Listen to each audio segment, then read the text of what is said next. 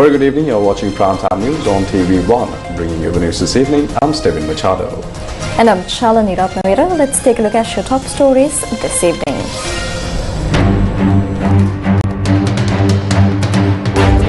Sarvati relics veneration begins after arrival from India.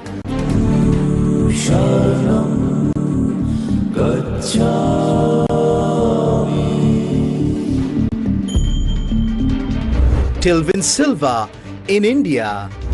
New Auditor General assumes duties, promises a fresh direction for the service.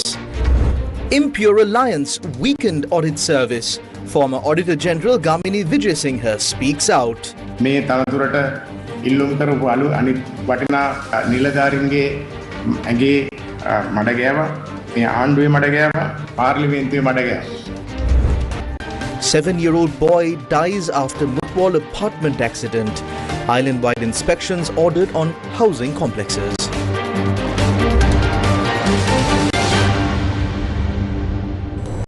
In a top story tonight, Indian Prime Minister Narendra Modi has extended his gratitude to Sri Lankan President Anura Kumara Dissanayake for facilitating the public exposition of the Devnipuri Sarvanya relics at the Gangarami Temple in Colombo. The Indian Prime Minister noted that this opportunity came to fruition as a result of decisions taken during his visit to Sri Lanka in April 2025, enabling devotees to venerate the sacred relics. The Devnipuri relics exposition is currently being held at the Hunupitiya Gangaramaya temple and will remain open to the public until the 11th of February.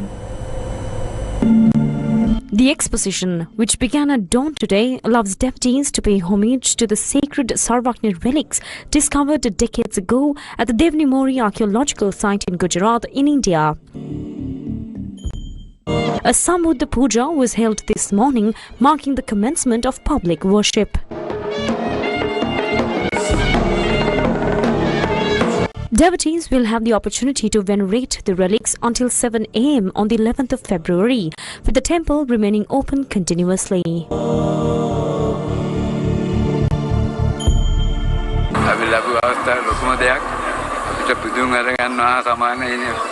මේ ධාතුන් වහන්සේනමක් වෙන පුදා ගන්න හම්බෙන්නේ නැති මේක ලොකු උදාර පින්කමක් නේ. නැත්නම් ආ ඉන්දියාවේ ගිහලා වඳින්න කරන්න බෑනේ. තේරෙන්නේ නැහැ කොහොමද මේ ගැන කියන්නේ කියලා. ඒ තරම් හරිම සන්තෝෂයි. මම දඹදිව 34 වතාවක් වැඳලා තියෙනවා. දිල්ලියේ කෞතුකාගාරේ තියෙන සරුවත් ධාතුන් වහන්සේ වැඳලා තියෙනවා. නමුත් මේ ධාතුන් වහන්සේ මම වැඳලා නැහැ. මේ පළවෙනි වතාවට ලංකාවටත් වැඩමේ වන්දනා කරන්න ලැබුණේ ගැන සියලු දෙනාටම පින් අනුමෝදන් කරනවා. The exposition is held under the guidance of Venerable Dr. Kirinde Asaji Thera, chief incumbent of the Gangaramaya temple. People come with pure hearts, dressed in white, waiting patiently through the night. Our responsibility is to welcome them and provide every opportunity for worship.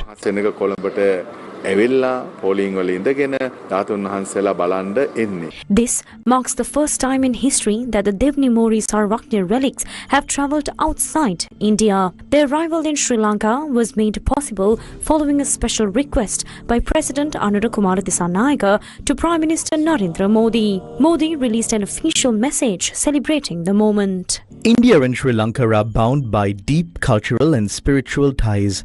May the Buddha's timeless message of compassion, peace and harmony continue to guide humanity.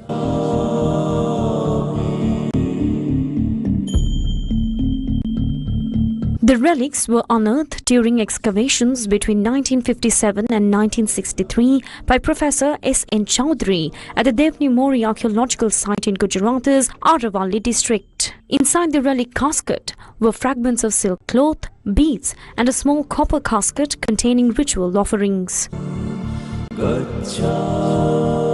So initially the Thailand minister was asking for it, but fortunately it came to Sri Lanka. And I'm really proud to be a part of this team, and we are very much grateful because it carries a great faith and devotion of particular people, and we are keeping it very carefully and preserving it very carefully so that the next generations and the generations who will come after can have a look into it and pray to it and show that devotion to it. It is very important part of the journey because we are able to show more than thousands and thousands of people, the natives of Sri Lankan, who are coming and visiting and showing their devotion and prayers to this to the relic. The relic carries the ashes of Lord Buddha. It is in the inscribed casket which says Dashabala Sharira Nilaya. Dashabala is another name of Lord Buddha. Sharira means the body. Relic, Nilaya means the abode. So the Sharir is here of Lord Buddha. So it is a great moment for both the governments, the Indian government and the Sri Lankan government.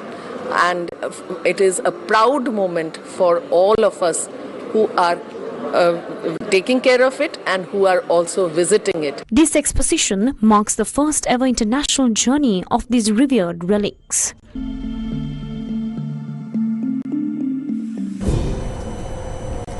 A delegation from the JVP led by the party's General Secretary Tilvin Silva departed for New Delhi, India this morning on an official visit extended by the Indian Council for Cultural Relations.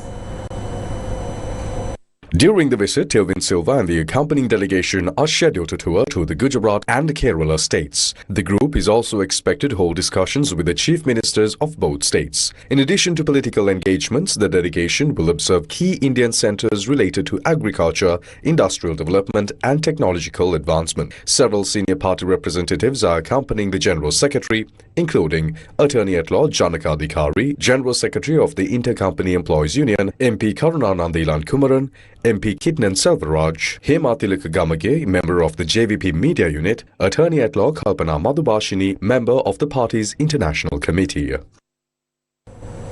Sri Lanka's newly appointed Auditor General Samudika Jayaratne says her office will work with a renewed sense of purpose to provide Parliament with timely, lawful and high-quality support required to exercise its constitutional powers over state financial management. She made these remarks while addressing her staff shortly after assuming duties in her new role. In recent years, unfortunate incidents have diminished the dignity and honour of the State Audit Service and the National Audit Office. I am determined to rebuild that lost respect, and I sincerely expect your full cooperation. I also want to say this: let us all live happily. You know this well. I often smile and remain approachable with anyone. Likewise, I want all of you to feel the same openness with me. 8 years is a long time. We do not know what challenges may arise during that period. So I want to be clear. I have no agenda or personal mission other than creating a workplace where everyone can be happy, united and working with one shared purpose.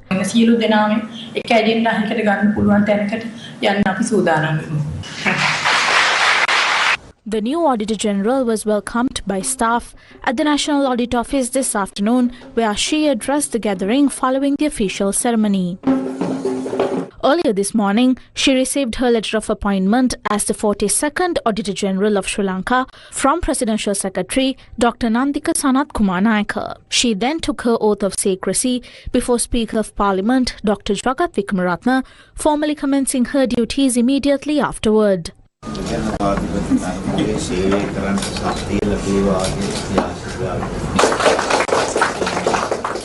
Auditor General Samudika Jayaratne holds a special degree in Commerce from the University of Sri Jayawardenepura and a postgraduate qualification in Business Administration. She holds a membership in the Institute of Chartered Accountants of Sri Lanka and in the State Finance Accountants Association. She brings extensive experience in banking, finance, insurance, tax, treasury services and debt management. Jayaratne first joined the Auditor General's department in 2003 and now becomes the first woman ever to hold the position of Auditor General in Sri Lanka.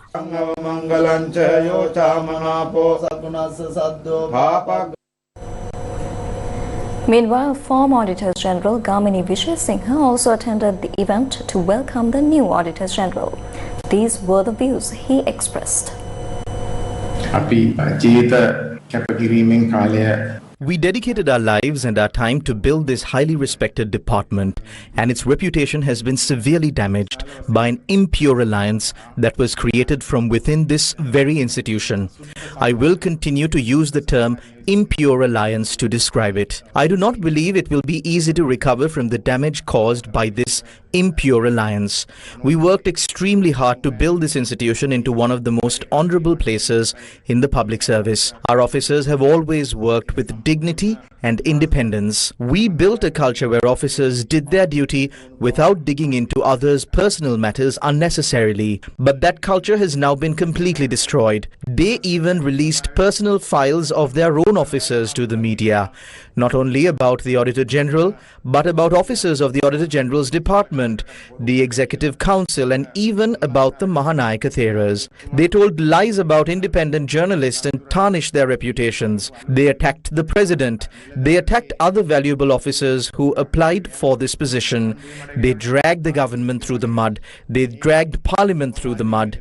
We were deeply saddened by how these baseless accusations harmed this department. I believe I personally played a major role in building this institution, and we reaped the results of that dedicated work for many years. Even when I was barred from entering the premises for 7 years, I did everything I could from outside to support the department. And during that time, this impure alliance continued its work.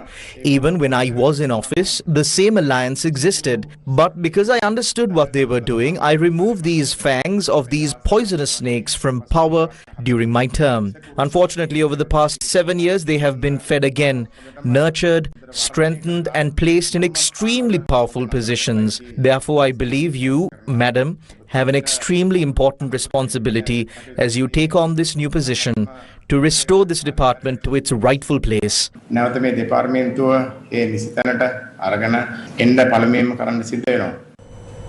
A tense situation arose in Parliament following a privileges issue raised by Member of Parliament Dasri Jayasekara. වරප්‍රසාද පිළිබඳ ප්‍රශ්නයක් ඉදිරිපත් කරා විශේෂයෙන්ම ඒ ප්‍රශ්න මට දෙන්නේ නැද්ද 29 යටතේ මගේ අවසරය ඒ සඳහා ලබා දෙන්නේ නැහැ මීට පෙර රාජ්‍ය පාර්ශවයේ නියෝජනය කරපු മന്ത്രിවරයෙකුට වරප්‍රසාද ප්‍රශ්න ඉදිරිපත් කරන අවස්ථාව දුන්නා 29 order 29 යටතේ කටයුතු කරලා තියෙන ඉඳ ගන්න 29 කියලා You did not give this gentleman the microphone outside. That is the problem. All they know is how to disrupt Parliament. Speaker, they don't have a proper party, not a real party at all. You two went around trying to meet the development officers, didn't you?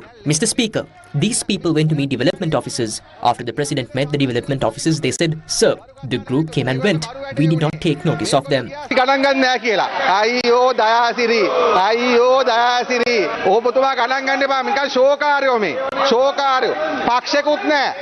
Don't take them seriously. They are just miserable. They don't even have a party. The opposition leader Sajid Premadasa himself doesn't like him. Yes, he doesn't like him either. We are debating. Therefore, there is no point of order. This is the same Pahut to a crowd who beat people and chase them out from the middle of the chamber. When you associate with their city, when you go with him, even your last coins will vanish. No one takes him serious. Even the President said he's like the wind. If you have practiced dancing in the wind, then fine. Don't make this man helpless. Sit down. Look, Mr. Speaker, who is shouting here? One is a Pahuttu member. The other sold his parliamentary seat to a businessman in Badulla. Opposition leader, please sit down and let me speak.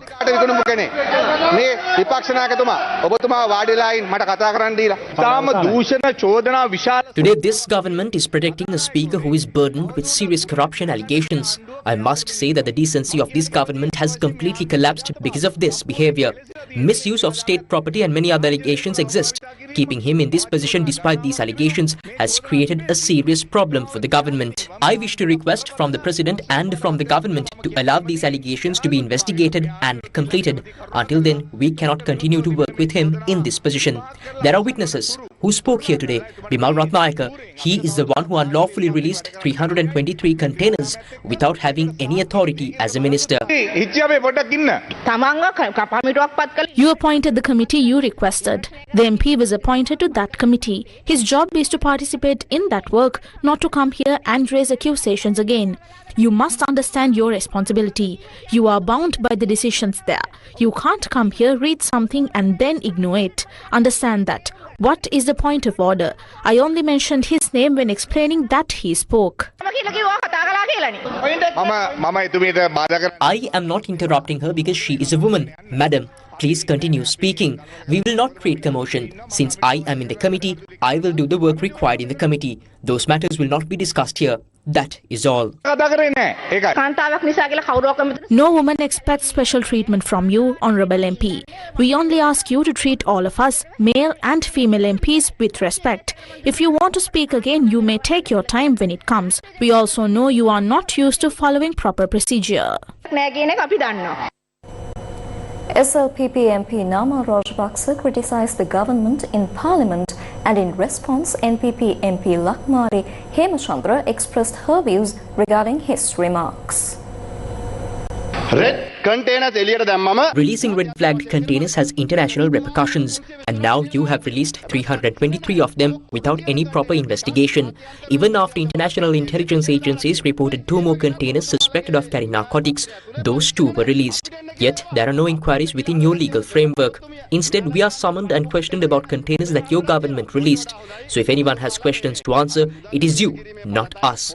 Rather than addressing these issues, you ought to bring a new law under the name of political victimization, adding to the Anti-Money Laundering Act and the Public Property Act with the support of your 159 MPs. And on Independence Day, even the bravery of the soldiers who ended the war cannot be spoken of with pride. If you do not have the backbone or the courage to honor the war heroes who sacrificed their lives, then, Honourable Chair, there is no point discussing the government's actions any further. You don't listen to religious leaders. Cabinet ministers and government MPs publicly criticize religious leaders and treat it as something to be proud of. It is wrong. Members of the Mahasangha were imprisoned over the Trincomalee incident. Meanwhile, in Jaffna, a separate hartal was held on Independence Day, and it was allowed to take place with police protection. They kept reading out these distorted narratives again and again, dividing people, creating conflicts among citizens, and ultimately bankrupting the country in the name of so-called national pride. They dragged us before the world in shame. Even today, we continue to face the consequences of those actions. And despite all that, they still have no shame. They come here targeting Sinhala Buddhism for political gain, weaponizing it for their campaigns. We must say this clearly. The Sinhala people of this country are not thieves as they try to portray. The Sinhala people are not supporters of illegal or destructive behavior as they imply. It is they who tarnish the reputation of those people. There are no Sinhala Buddhists in this country who support the vulgar rhetoric they attempted to push through in the name of reforms. Even that had to be withdrawn. Now they are creating similar fabrications about the speaker as well. Why did they withdraw that vulgar narrative? Because Sinhala Buddhist citizens rejected it outright. We must remind these MPs of something very clearly. Our country's triforces, our revered monks, our religious leaders, they do not fall prey to this brand of extremism. They never did and they never will. They have their self-respect. Look at the Sinhala mothers in Trincomalee. What do they say to those coming to stage theatrics? Do not create problems here, just go. That is what they tell them.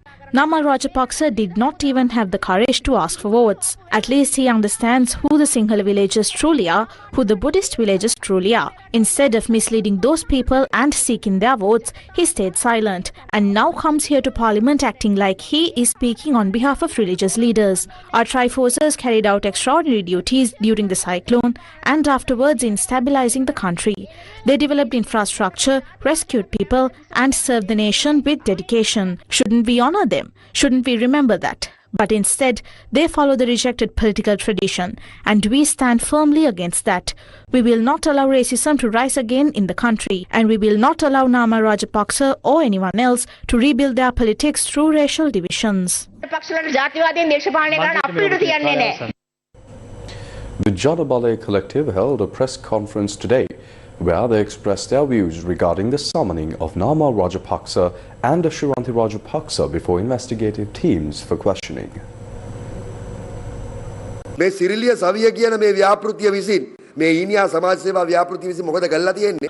has this Siriliya Savya actually done? They brought down vehicles without import permits. We saw even the Tajuddin murder case. The Cyrilia was linked, which means these are not just financial crimes. They are being accused of involvement in brutal murders in this country. This Cyrilia clique, this Rajapaksa family clique, has been tied to all of it. They collected donations claiming it was for a CT scan machine for Lady Ridgeway Children's Hospital, but the CT scan machine had already been received as foreign aid. The collected funds were spent elsewhere. They also collected money in the name of AIDS prevention, and that too was spent. Meanwhile, they acquired vehicles and handed them over to their own private television channels. This is how the Rajapaksa family operated. Look at their businesses, look at their corrupt ventures, look at the accusations, financial crimes, murders. This is straight out of a Godfather film. Namal Rajapaksa should not try to be a baby. He had invested funds in a certain company and a case has been filed under the Money Laundering Act. It was pushed back to the 30th July due to Attorney General matter. Afterwards, he comes out and speaks with bravado.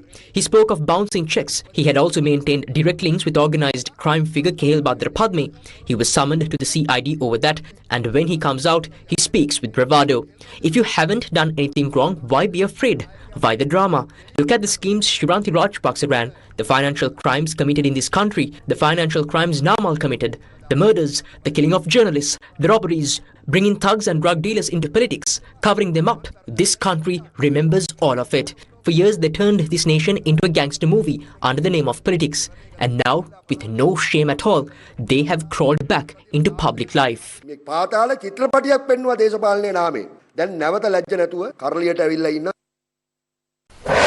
Newsfirst with the people. For 140 years, Mercedes-Benz has defined innovation. Now that legacy comes alive once again at the Mercedes-Benz pageant with Demo, celebrating 85 years of automotive excellence. On Sunday, 8th February from 6:30 am onwards at the BMICH. Organized by the Mercedes-Benz Club of Sri Lanka together with Demo. Welcome back to the news.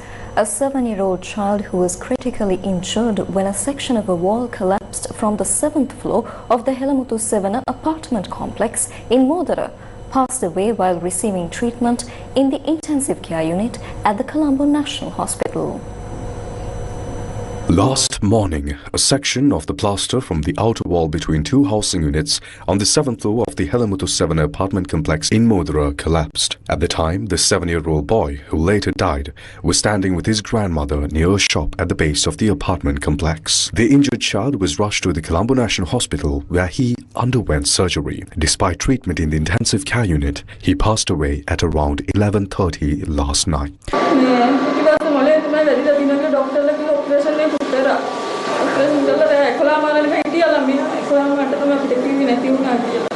Meanwhile, the Urban Development Authority has announced a compensation of 1 million rupees to support the grieving family. A further 125,000 rupees has been allocated to help the family with funeral expenses. Following the incident, the Urban Development Authority has decided to undertake a comprehensive inspection of 24 housing complexes under its jurisdiction.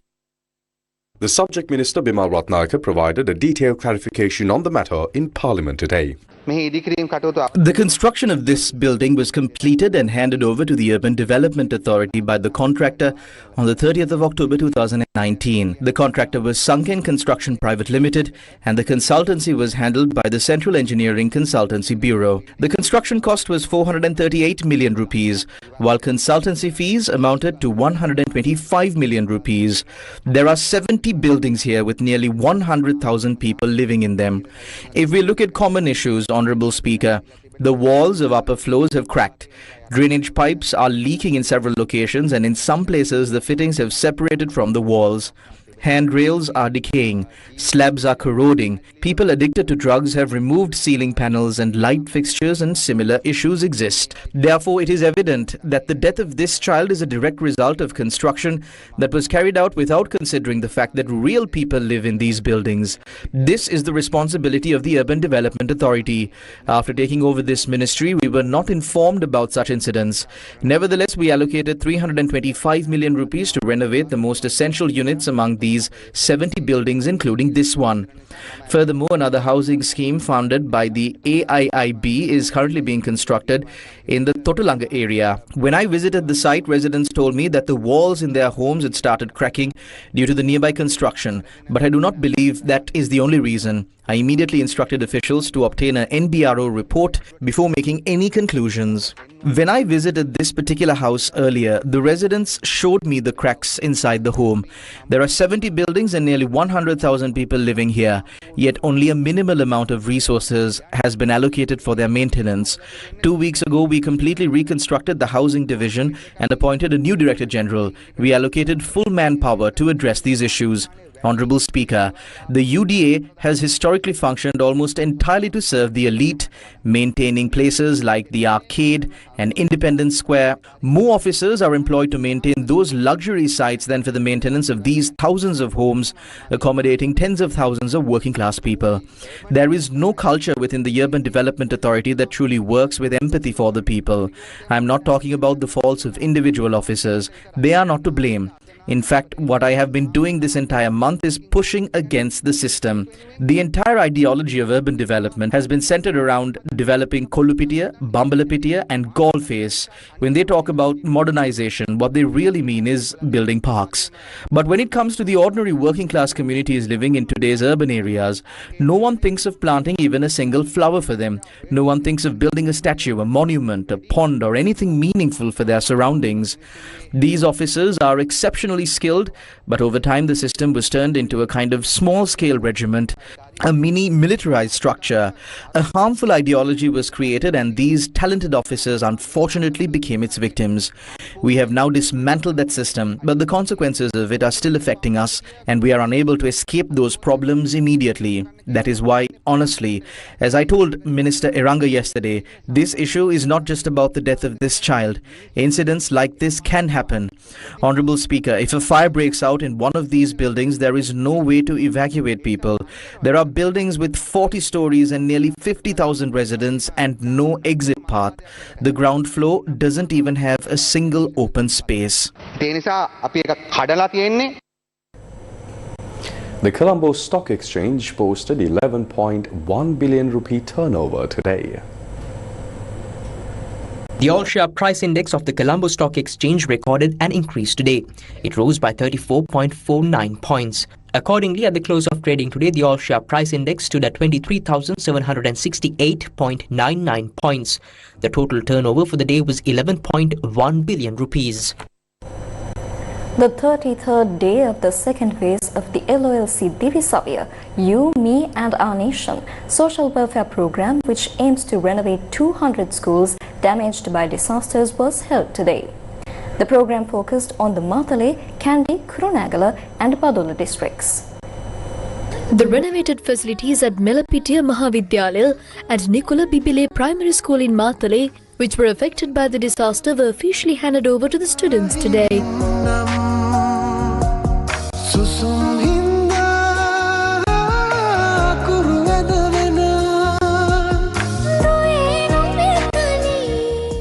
The reconstructed facilities at Dolapihilla Mahavidyalaya in Kandy, Peradine Hindu College and Ashham Suvidyalaya were handed over to the students today.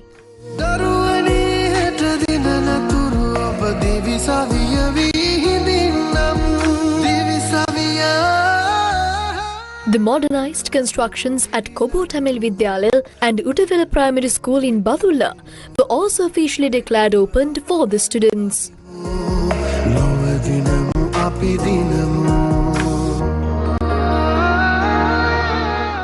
Similarly, the completed projects at Eladalua Tamil Vidyalaya and Pallivela Vidyalaya in Badulla were handed over to the students.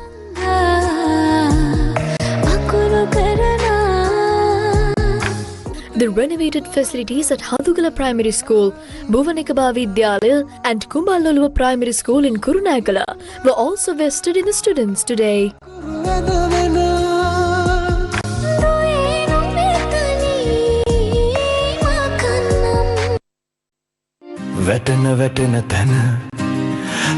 A mission to rebuild lives, a promise to stand by those affected by Cyclone Ditwa. 10th of January from the hills of Kotmale, 24th January Passara, 25th January Madusima, 26 January, Valley Mother. 4 operations, countless lives touched, one shared purpose. Successfully completed, restoring hope and uplifting communities. Our heartfelt gratitude to every helping hand that made this journey possible. And the mission continues. The 5th operation is coming soon. Gamada Care and Dare. Let's protect together. Let's rise together. Aid from India continues to arrive in Sri Lanka under New Delhi's program to support the island's recovery following the devastation caused by cyclone Ditwa. Newsfirst Viara Virukone has the details. INS Garial, a ship with a consignment of 10 Bailey bridges, reached the port of Colombo on the National Independence Day of Sri Lanka. A few moments ago, these 10 Bailey bridges were handed over to Sri Lanka by the delegation led by Deputy High Commissioner of India to Sri Lanka, Dr. Satyanjal Pandey. These 10 Bailey bridges were handed over to Sri Lanka at the port of Colombo today under the Indian assistance package of $450 million post-cyclone Ditwa, announced by India's Minister of External Affairs Dr. S. Jaishankar during his recent visit to Sri Lanka. Deputy High Commissioner of India to Sri Lanka, Dr. Satyanjal Pandey, ceremonially handed over the Bailey bridges to the Deputy Minister of Port and Civil Aviation Authority of Sri Lanka, Janitha Ruan Koditwaku. We have installed 4 bridges in last just over a month.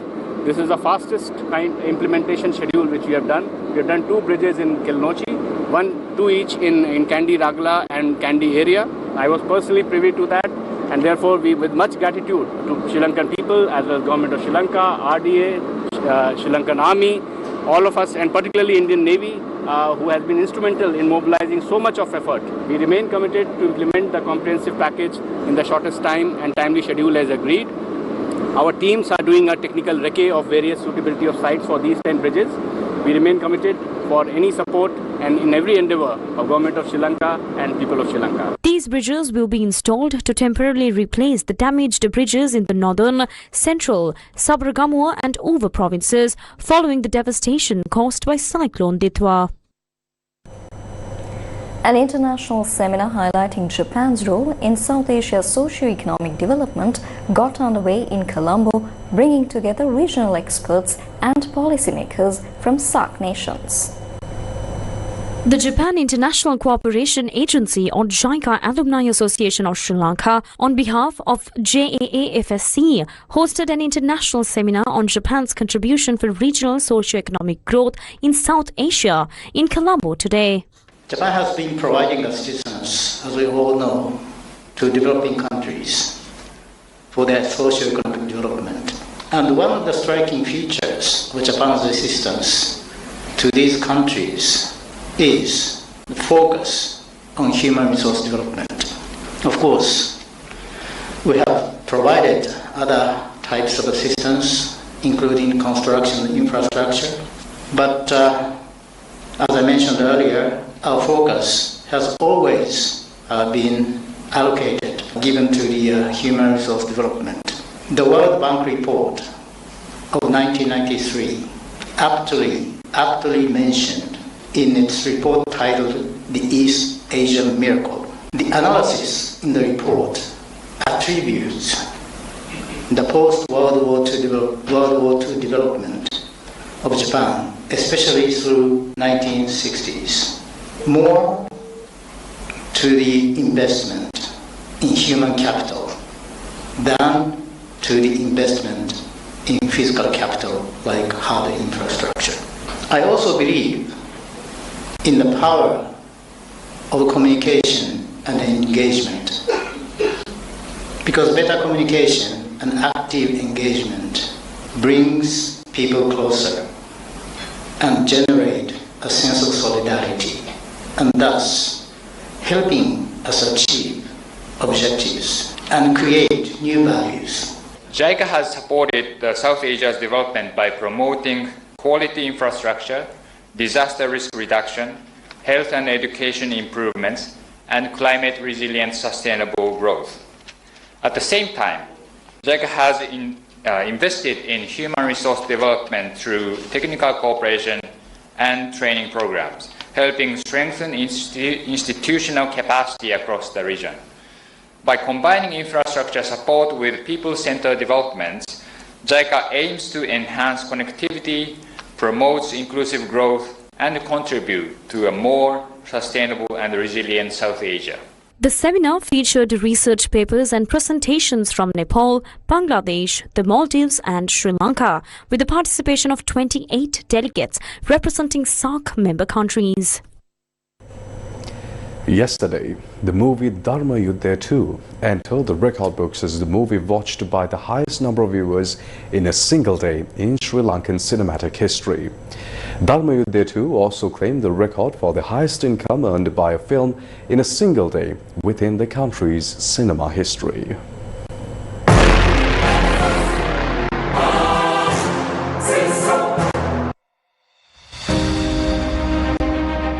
Screenings of Dharma Yuddha 2 began island-wide on the 23rd of January. From that day until now, the film has attracted massive crowds. For this reason, within the first few days of its release, the film managed to surpass the income milestone of 100 million rupees. Currently, Dharma Yuddha 2 is being screened in numerous theatres across the island to high audience acclaim. Almost every cinema hall is currently houseful. The best evidence of this success is that the film has managed to acclaim the record for the highest number of viewers in a single day in Sri Lankan cinematic history, as well as the highest single-day earnings ever recorded for a film in the country. Continuing to set new income records day by day, Dharma Yuddha 2 is the latest cinematic gift to Sinhala cinema from the Maharaja Media Network and the Sirasa family.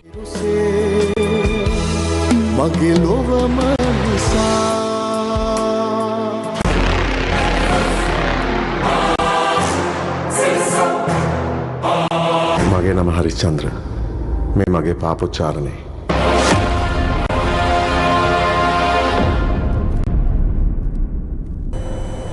Cinnamon Life and the John Keels Foundation announced the staging of the West End licensed musical La Bamba, the Song of Veracruz in Colombo today. The announcement for the staging of the West End licensed musical La Bamba, the Song of Veracruz, made at Cinnamon Life at City of Dreams. The production will take place from the 24th to the 28th of April 2026 with 7 shows for 5 days. Local auditions will Sri Lankan performers to join international artists in the cast. The musical celebrates Mexican heritage through music, dance and storytelling. The play will be produced with Paul Morrissey Limited, a London-based West End production company, ensuring world-class standards. The event highlights Colombo's growing role as a hub for global entertainment and provides a platform for local talent to perform internationally. Popular Korean pop group Sweet CH arrived in Sri Lanka, sparking waves of excitement among fans.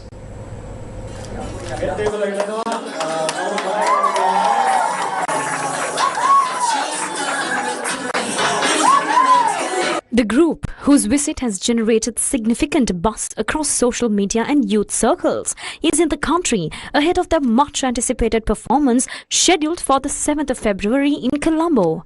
The concert, which is part of a broader cultural celebration, marks a major milestone as Sri Lanka's first-ever dedicated K-pop concert, a moment many fans have been dreaming of for years.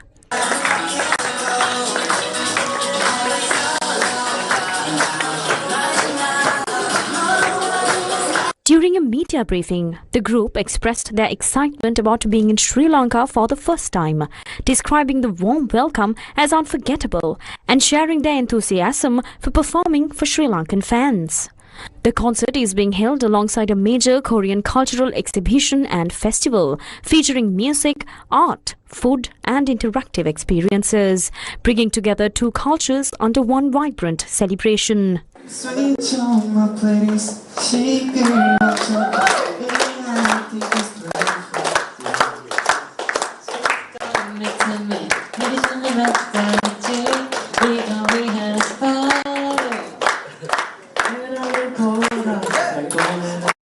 140 years, Mercedes-Benz has defined innovation. Now that legacy comes alive once again at the Mercedes-Benz pageant with Demo, celebrating 85 years of automotive excellence. On Sunday, 8th February from 6:30 am onwards at the BMICH, organized by the Mercedes-Benz Club of Sri Lanka together with Demo.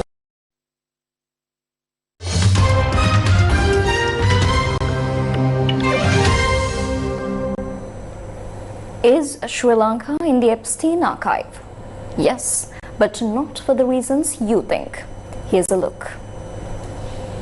Sri Lanka is referred 188 times in the publicly released US Department of Justice Epstein document archive, according to multiple independent reviews of the searchable database hosted on justice.gov. A search for the term Sri Lanka across the datasets, which include emails, correspondence, travel notes, contact logs, attachments and miscellaneous communications, shows that Sri Lanka's presence in the archive is incidental rather than meaningful. The mentions appear in emails, travel-related communications, background details and side conversations unrelated to the core criminal investigations. Several entries are casual references, such as individuals saying they were in Sri Lanka, planning trips or noted as residing here. Importantly, there is no indication that Sri Lanka had any direct connection to Epstein's criminal operations or activities. Most of these references come from the enormous trove of materials the Department of Justice has been releasing under the Epstein Files Transparency Act, which mandates public disclosure of documents related to the case. The Department of Justice's own page confirms the repository contains millions of files with varying levels of redaction. None of the Sri Lanka-linked entries suggest wrongdoing by the Sri Lankan individuals, place Sri Lanka as a location of illicit activity, or tie the country to Epstein's operational network. US President Donald Trump criticized a CNN correspondent for not smiling after she pressed him about the Epstein files during a press conference at the Oval Office on Tuesday. Yeah, what do you say? Go ahead. What would you say to the survivors who feel you are the worst reporter. No wonder CNN has no ratings because of people like you. You know, she's a young woman. I don't think I've ever seen you smile. I've known you for 10 years. I don't think I've ever seen a smile on your face. You know why? You know why you're not smiling? Because you know you're not telling the truth, and you're a very dishonest organization, and they should be ashamed of you. A few months ago, you had in your office here Peter Mandelson, the British ambassador. You were shaking hands with him over a trade deal. He's today been forced to resign from the House of Lords, the upper house of the British Parliament, over his links to Jeffrey Epstein. Just wondered if you had any reaction to that, since obviously he was... I didn't know about it, but I really don't know too much about it. I know who he is, but it's too bad. Yeah, what do you want? On the Epstein files, you talked about Democrats who were in there. Elon Musk was also in there, and so was your Commerce Secretary Howard Lutnick and correspondence that he had with him. Did you read those new files that were published by the Department of Justice? I didn't. I have a lot of things I'm doing, you know, a lot of things I'm doing. I don't know. You mentioned two names. I'm sure they're fine. I'm sure they're fine. Otherwise, it would have been major headlines.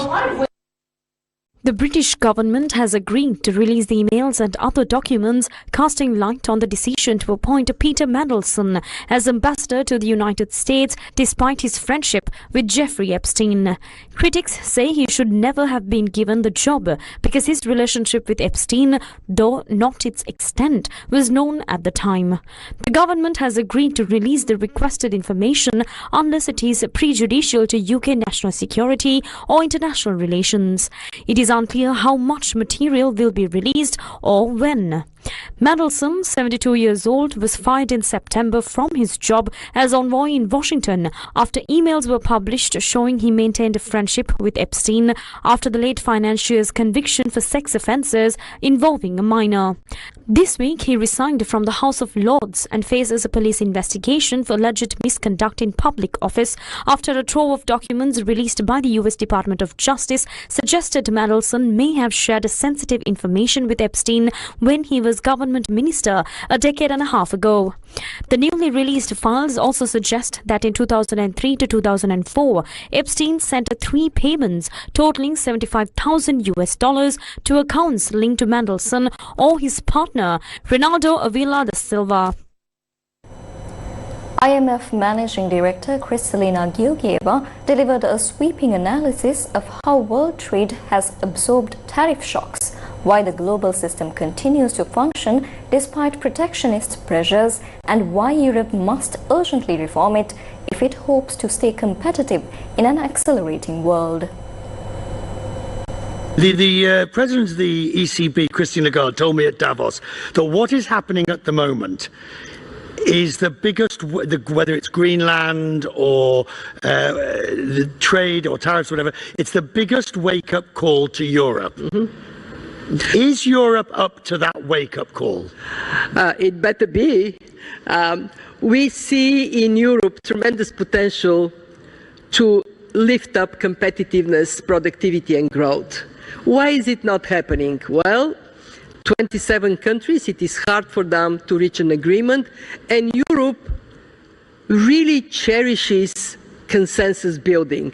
But consensus building takes a long time. The world is moving so rapidly, Europe has to adapt. It is not going to be the other way around.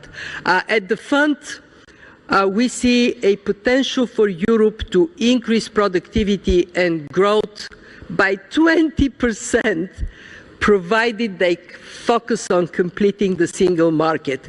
And in completing the single market, there are really four things that matter, Richard. First, 28 regime for firms. When a company wants to invest in Europe, it should not be doing 27 different investments because of different regimes of registration. Two, it has to get Capital Market Union. Europe renamed it. It is now called Savings and Investment Union. Okay, fine. What matters is... Different name, same problem. Same problem, because a shallow capital market in Europe, what does it mean? It means that 300 billion euros of European savings are somewhere else, mostly in the United States. Three, they have to bring energy union that is truly one, same pricing, same structures for all countries. Four, I'm sure you heard about free movement of people. Yeah, people move, but their qualifications cannot move. UN Secretary General Antonio Guterres submitted for the consideration of the General Assembly a list of 40 distinguished individuals from every region to serve on the new independent international scientific panel on artificial intelligence. I have just submitted for the consideration of the General Assembly a list of 40 distinguished individuals from every region to serve on the new independent international scientific panel on artificial intelligence. The panel is a direct response to the mandate given by Member States in the Pact for the Future to strengthen multilateral solutions for emerging technologies that are reshaping every aspect of our lives.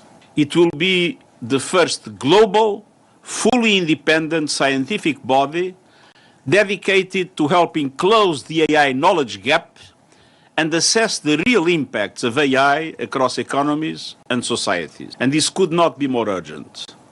AI is moving at the speed of light, and no country can see the full picture alone. Finally, let me recognize the Office for Digital and Emerging Technologies, the International Telecommunication Union and UNESCO for their vital support of this initiative. The three organizations will provide members to the Secretariat of the panel, and the Secretariat of the panel will be coordinated by my special envoy, Amandeep Gill.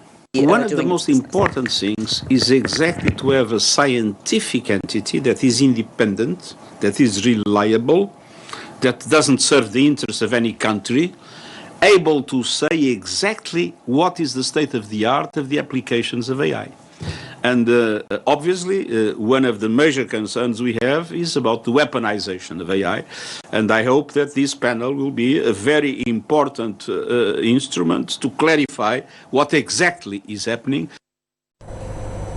Iranian Foreign Minister Abbas Araghchi has confirmed that nuclear nuclear talks between his country and the United States will take place this week in Oman. Arakshi announced that the talks were scheduled to take place in Muscat on Friday, after reports earlier suggested the anticipated meeting was faltering amid disagreements over format and location. On Tuesday, Iranian President Masoud Pezeshkian wrote on social media that he has instructed the country's foreign minister to pursue fair and equitable negotiations. Washington confirmed that the US will take part in high-level talks with Iran in Oman instead of Turkey as originally planned. Mediators from Qatar, Turkey and Egypt have presented Iran and the US with a framework of key principles to be discussed in the talks, including a commitment by Iran to significantly limit its uranium enrichment. Key points in the proposed framework also include restrictions on the use of ballistic missiles and the arming of Iran's allies in the region. The talks come as the region braces for a potential US attack on Iran after US President Donald Trump ordered forces to amass in the Arabian Sea following a violent crackdown by Iran on protesters last month. This is not the first time Iranian and US officials have met in a bid to revive diplomacy between the two nations, which have not had official diplomatic relations since 1980. In June, US and Iranian officials gathered in the Omani capital to discuss a nuclear agreement, but the process stalled as Israel launched attacks on Iran. The US later briefly joined the war, bombing several Iranian nuclear sites. And with that, we wrap up Primetime News for tonight. Thank you for watching. Good night.